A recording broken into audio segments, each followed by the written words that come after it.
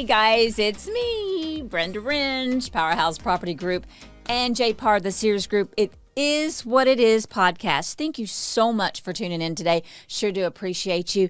You know, like I've always said, I love to have our agents from J Parr on this podcast because this is what it is about. It's about just talking, learning about people. Why did they get into real estate? You know, all that good stuff. So today we have Patrick McNeil. Hello, everybody. And we're going to start with just, hey, you know, a couple of things, okay? Because like I told you, I'm never prepared as far as questions. We're prepared to wing it. Yes, I'm prepared. Thank you. You're right. I am prepared to wing it.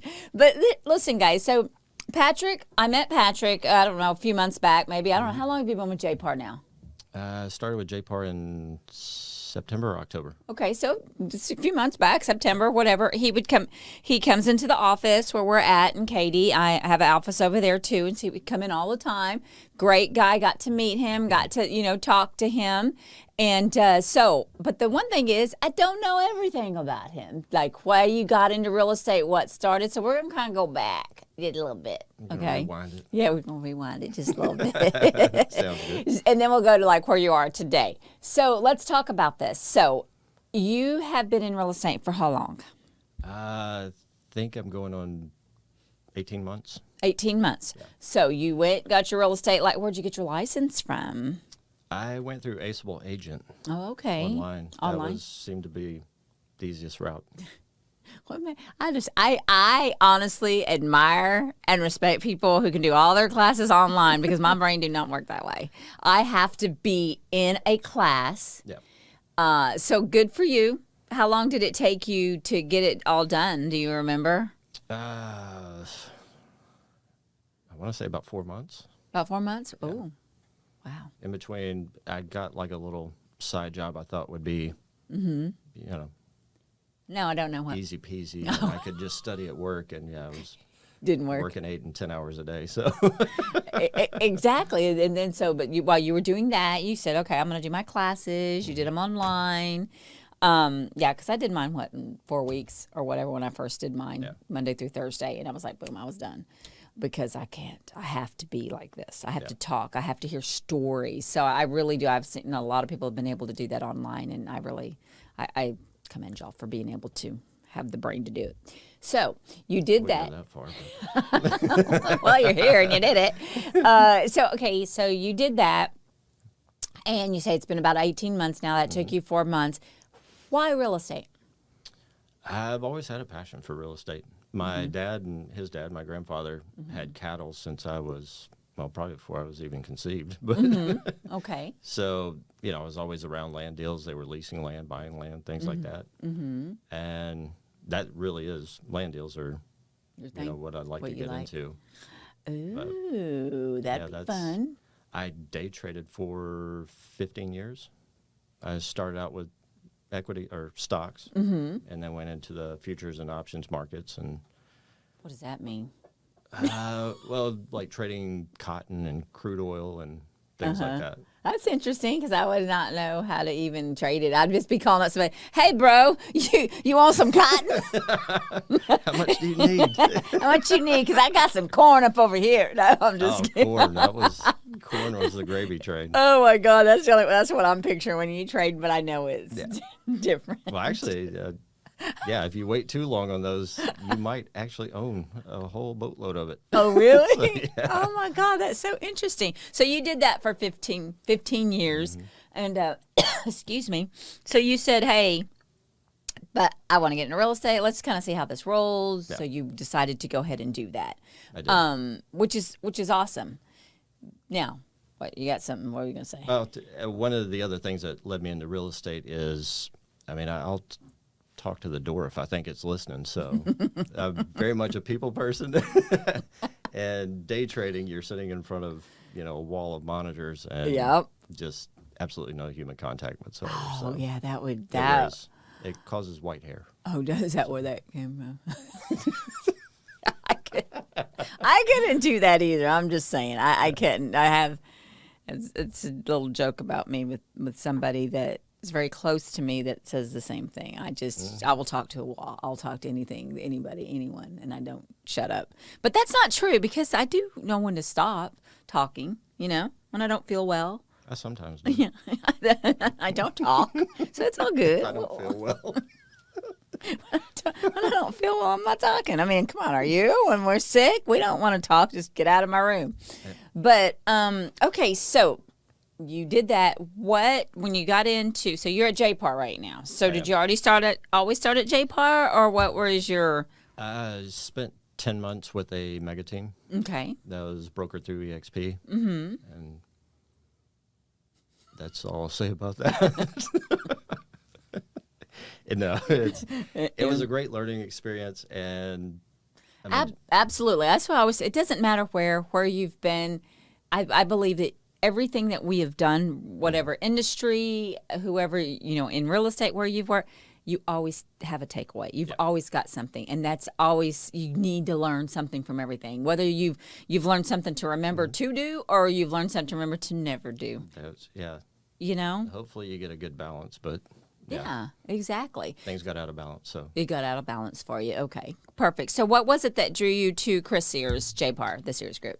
God almighty, to be honest with you. Mm-hmm. I was actually doing an open house, and Chris and Jennifer were looking for a house at the time, so they walked in, and we started talking, and, I'm trying to get to know them, see what their, needs are. Because you weren't aware at the time that they were realtors? I have no idea. No idea.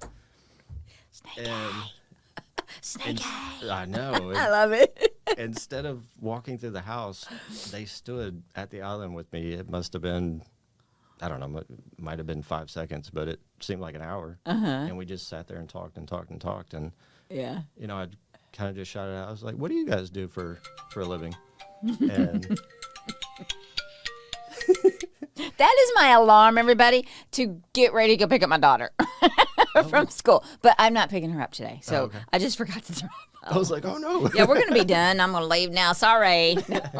Okay, right. so I apologize, my phone. I got to show y'all something though. This is how squirrel I am. Oh man, where'd it go? Can y'all see this? Isn't that cute? It's little dancers. You see the faces and little poops. Because you never know. That's kind of like how my day goes. Okay, sorry. Kind of like how my day is a reflection of my day. Dancing and nice, and then. Yeah, your day can just really go sometimes, or it can be hey, and then. There we go. Okay, so I apologize. So anyway, no worries. So you were sitting there asking, you're wondering, well, what do you guys do? Yeah, I'm trying to get to know them, trying to figure out, what type of house they're looking for, if the house that I'm doing an open house is actually going to work for them. I love this story. So I was like, well, so what do you guys do for a living? And they're like, oh, we're brokers. And I was like, oh my God.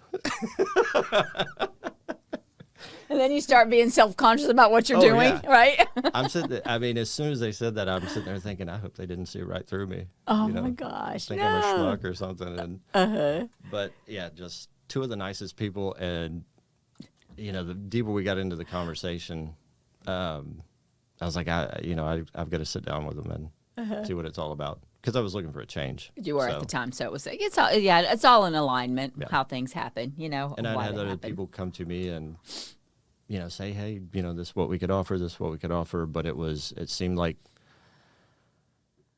I don't want to say a little bit more of the same of what I already had, but I was just looking for something different. It didn't feel right. So, wow. Chris and Jen just walked in. A godsend. So I love it. Wow, that's a cool story. I like that story. I didn't know that. Okay, so because everybody has a different, it's amazing when you start talking to people like, well, how did you find out about us? What did you do? Da da da da. So you did that. You came talk to them, and you're like, I'm going to do this, and you just made the switch. Made the switch, and it happened pretty quick. Mm-hmm. But I actually came into the office, I want to say 4 or 5 days after the open house, and talked to Chris. Mm-hmm. Scheduled a 15 or 30-minute conversation. That turned into 2 hours. It's easy. I love. Yeah, easy to happen. Chris is he's a phenomenal person. Right. like I always say, he just has a plethora of information too. You know, everything. It's like if you have a question on something, he's got an answer. Yeah. And I'm like, He either has the answer or he can immediately find where it is. yeah, It's exactly. uncanny. I always say I want to be like that when I grow up. But, oh, well, I don't know. We'll I see. don't want to set the bar that high because I'm probably going to hit my head on it. You won't. But okay, so you came in 2-hour talk and everything's cool. And then you said, okay, I'm just going to start coming in here because our offices, do you live in the Katy area? I do. I actually live about 7 minutes from the office. Oh, okay. Well, that's So it's cool. right down the road. Yeah, so For you're now. I'm actually going to move out to the Galleria area, hopefully here pretty soon. Oh, no. Oh, no. I wanted downtown, but holy cow, at night it's a little freaky. I mean, no, I think that's great. There's nothing wrong with the Galleria area. When I was in my 20s, I lived over there. I mean, I did, but being older now, I'm in the suburbs, right? Tomball, Cypress area, because my daughter and whatnot, and that's just I grew up in Waller, living out that direction and all of that area. I just, for me, You know that area really well. yeah. And then here, like I said, I've liked it. Actually, after we're done here, I'm gonna be showing a place over there in the Galleria area. Well, Really? again, off the Bearing again. So we're going for our second showing on a property. But no, I love that area as well. It's just I just find that it's like, wow. My whole thing is, so I'm deathly afraid of heights. And I figured if I got a high rise out there, I'm either going to walk in my front door and pass out every day or I'll get over my fear. So you want to get over your fear? That's why you want to move there? I've actually reached the point now after I don't know how many flights I can not drug myself into a drooling coma. That is so funny. Okay, I have to tell this. This is so funny because my ex-husband is terrified of heights, and so one year he got up on the house to put up some Christmas lights. He couldn't get down.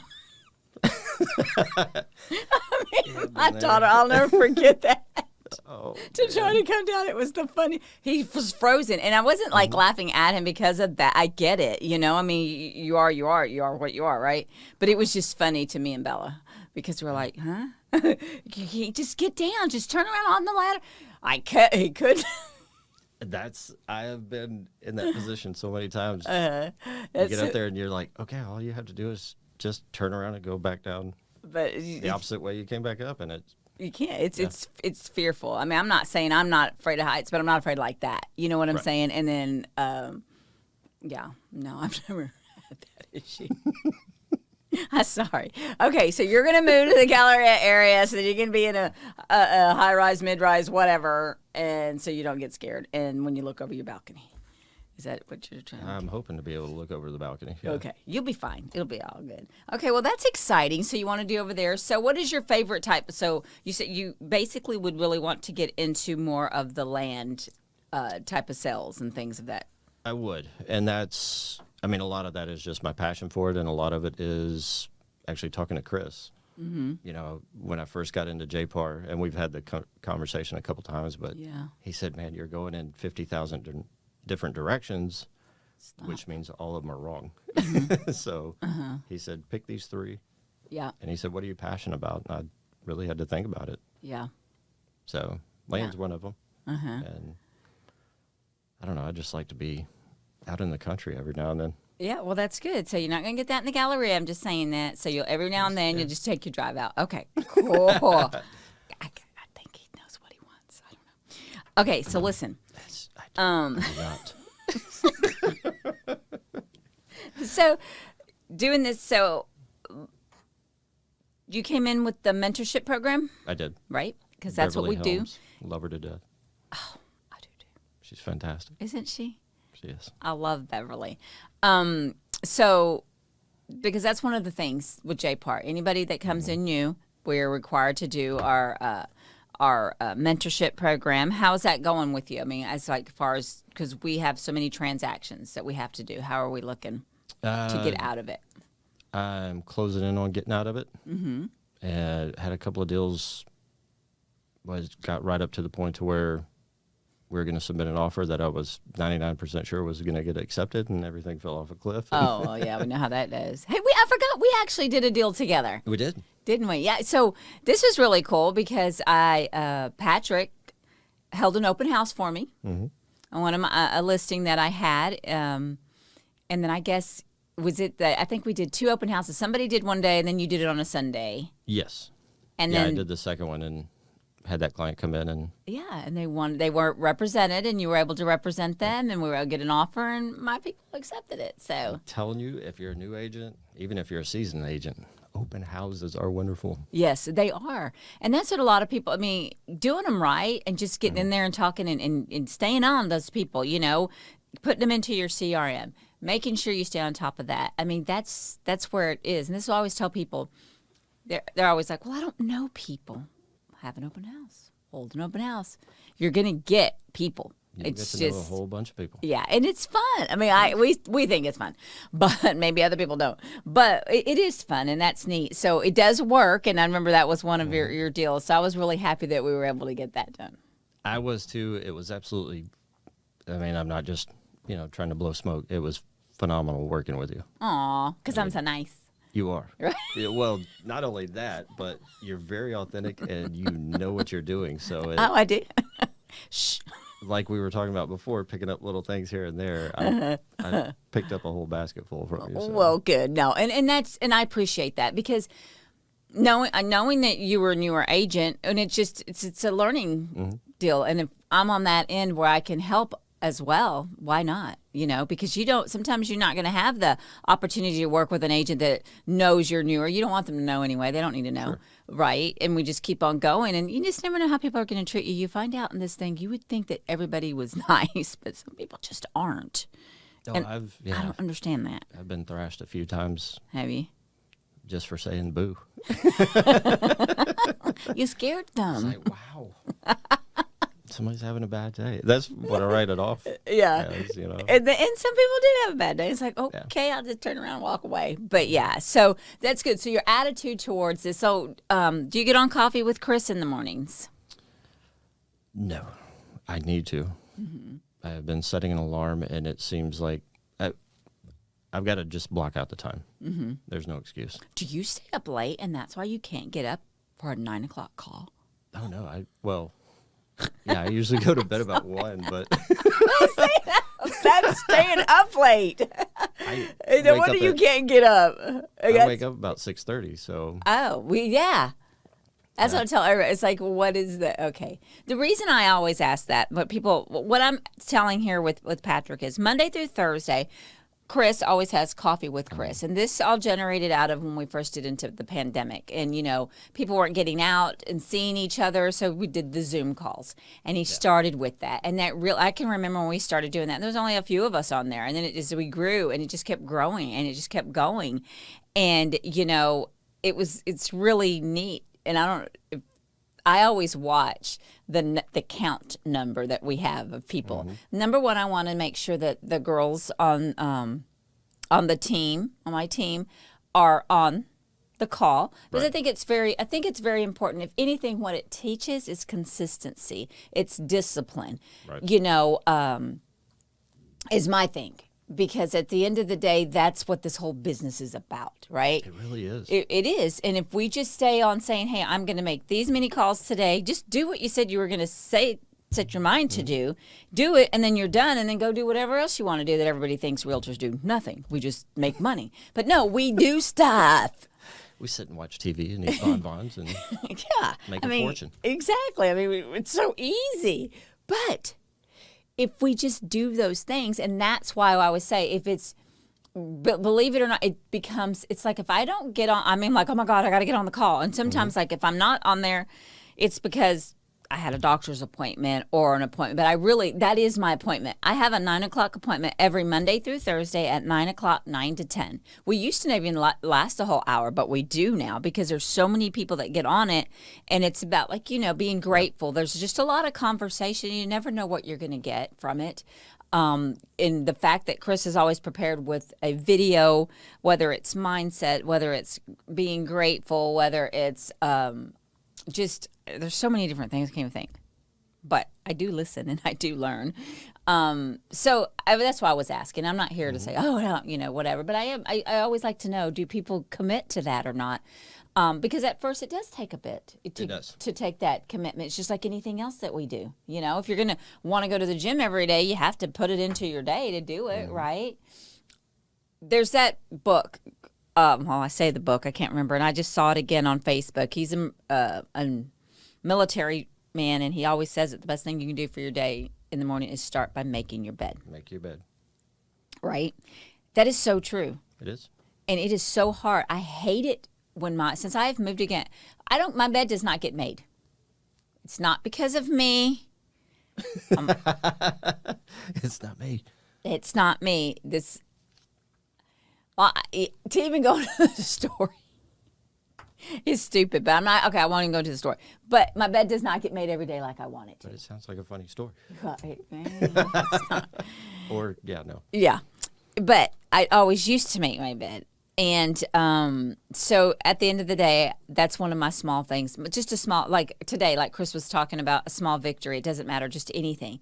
Whatever that is. And I'm seriously, about for the last almost 2 years, my small victories for a while were, because I deal with debilitating headaches. And I've gotten so much better with those, but I literally would have to push myself. Right. And if I got up that day out of my bed, and these aren't migraines. They're trying to give me migraine. They're not migraines. I know the difference between them. It's a head pain. It's just pain that I would get. And if I didn't get up, I would literally just be doing nothing and trying to find no medication was helping. Nothing was. You cannot function. You cannot think. The fact that I even was able to make money that year surprised me. But it's through the grace of God that I know I was, and then having mentees and being able to survive from that and being able to be there for them. Right. And just a lot of people not even, knowing I had headaches, but not really understanding what I was dealing with. And I hated it. I hated it with a passion.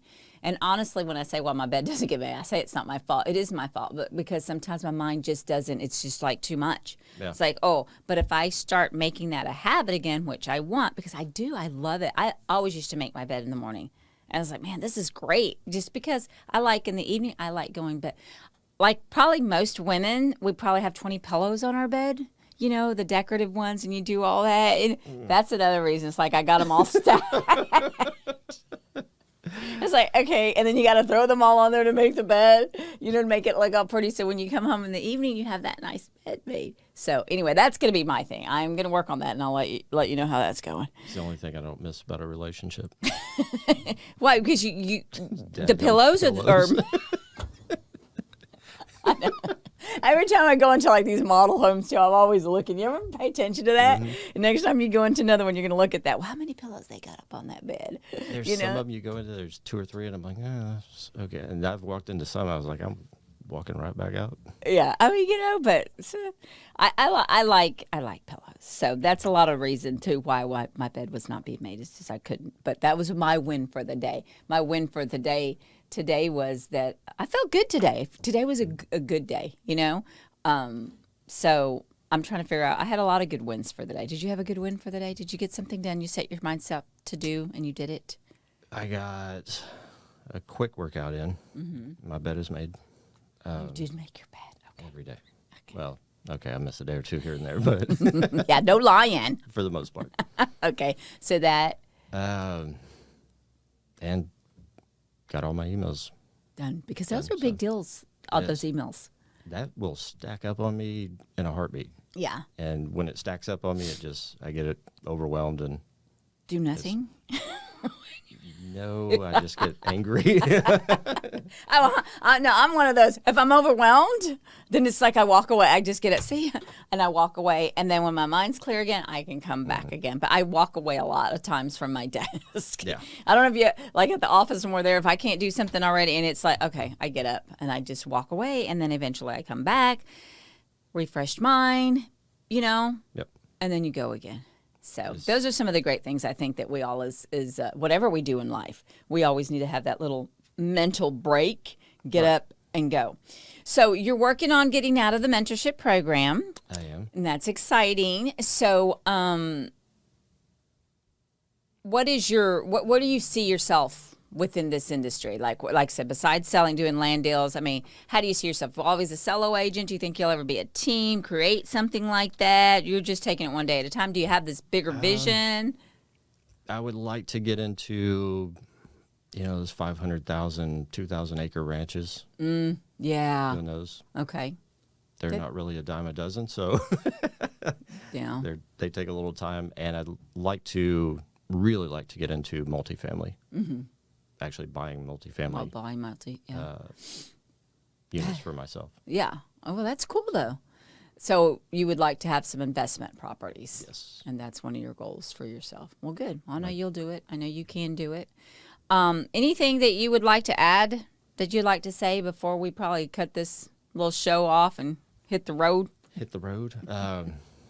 It's nasty out there. Be careful, everybody.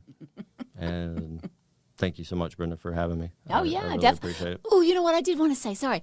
Okay, so one thing that you are starting to do is on your social media, you are doing videos, which is kudos to you, because so many people are just terrified of doing that. Doing a video and thinking, oh, my God, I look like this. Hey, look, dude, this is what we got. Work with it. Work with it.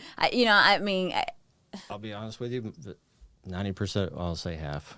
Make myself feel better. Okay. They're mostly cringeworthy, and I look like a robot. As soon as the camera goes on, I go, I know. Are you like, hey? Oh, no, you're not. Today we're going to talk about. Because is it a weekly, or you do it with a lender? You have a lender come on, right? And I've done it with my lender. Shout out to Dax Riley. Mm-hmm. Love that guy. Hey, Dax. And I've also done one with Kristen Boudreau of Frontier Title. Oh, okay. Yeah, I know her. So yeah, definitely. Okay, both of them have been in their business or in their profession for 22 years. Mm-hmm. That's awesome. So you just bring them on and share their expertise and what they do and what you know, and I think it's great. So it's just good.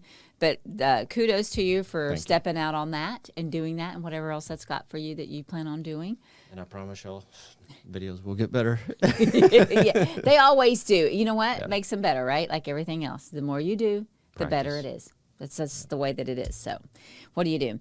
It is what it is. It is what it is. And, okay, so yeah. What else we have? I guess that's it for today. I'm going to be having some other guests come through this week as well.